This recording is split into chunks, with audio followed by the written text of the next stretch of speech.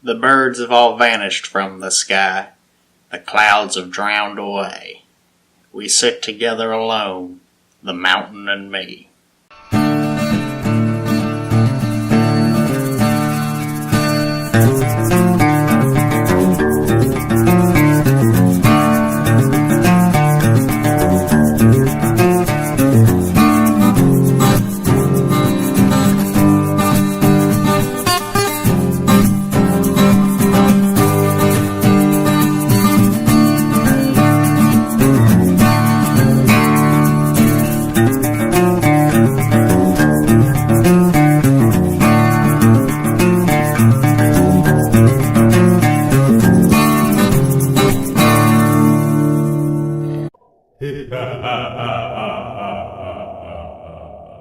It's Halloween time, so we're taking a pit stop once again at the Truckstop of Terror to tell some ghost stories.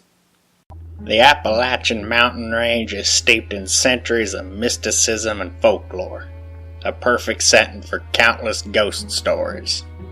There's a decaying cabin in Big Ridge Park that belonged to the Hutchinson family back in the 1800s. The Hutchinson's daughter, Mary, became deathly ill. Not an uncommon issue of the day. Some neighbors came to check on her one night, and while walking through the dark trail that led to their house, neighbors heard a canine rushing towards them. They lifted their lanterns up to see no sign of a dog, and when they had reached the cabin, Mary had passed away earlier that night. Also not an uncommon occurrence. Nowadays, people can hear the sounds of a dog barking and running through the trees near the house. Ghost dogs may be spooky, but the mountain has a lot more to offer. Mr. Smith built him a mansion in 1859 near Clarksville, Tennessee, for him and his wife. He made his living running river boats. It's also how he met his death when a storm drowned him in the river. Mrs. Smith was heartbroken and sulked around her mansion, keeping an eye out for her husband's return. Visitors report still seeing her spectral figure standing in the windows, waiting for her husband. And no, it's not just an overzealous reenactor. And 76 years later in Tennessee, a newlywed couple would get an unexpected visitor. They were spending the night at one of their father's old house when the sound of horses thundered up the dirt road, and a few moments later, the hooves were replaced with the sounds of boots thumping up the stairs.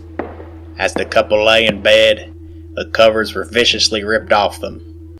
The husband jumped up to investigate, but found no one in the room. After a few minutes, the sound of boots returned, heading towards the front door. Then the sound of horses leaving the mountain home. In the morning, the father explained they were visited by Old Ed, who was upset to find someone sleeping in his bed. Even ghosts need to take a quick nap. In the Tyrone Forge area of Pennsylvania, there were two hunters trekking over the railroad tracks on their way home for the night. The man in front held out a lantern, while his partner walked behind him with his rifle. The second man tripped and the fall caused his gun to fire, blowing his friend's head clean off. Always remember, turn the safety on. Now there's an unexplained light that can be seen wandering around the mountains because the man's spirit can't rest until he finds his head. In the mountains near Marion, Virginia, there's an abandoned mill that still comes to life in the midnight hours. Two men had finished up a day of fishing near the old Musser Mill and set up camp for the night. While enjoying their catch around the fire, a scream erupted from the nearby mill. They looked to see lights being flickered on and off in the building, and green slime oozing from the walls. Then two boys ran towards their campsite, one boy carrying playing cards, and another boy chasing him with a knife. As the kids approached their fire, they disappeared into thin air. The fishermen promptly hightailed it out of the area. And the following morning they were at a local diner trying to make sense of what they saw. An old man overheard their discussion and let him in on the history of the old mill. He told them about the Musser boy named Deck. He was a wild kid with a mean streak. He had a group of friends that would gather at the mill to play poker for the night. Well, Deck caught one of them cheating and pulled a knife on him. When he caught the cheater, he scalped him, and he nailed the scalp to the mill's door. Well, that's one way to discourage cheating. The old man said other ghosts haunt the mill, many of them victims of Deck Musser's anger. People hear screams and the sound of hammering during the night. We sit together alone, the mountain and me, until only the mountain remains.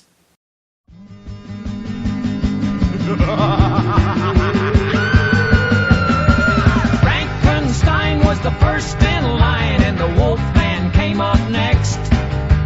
Dracula was a-doing his stuff, breathing down my neck.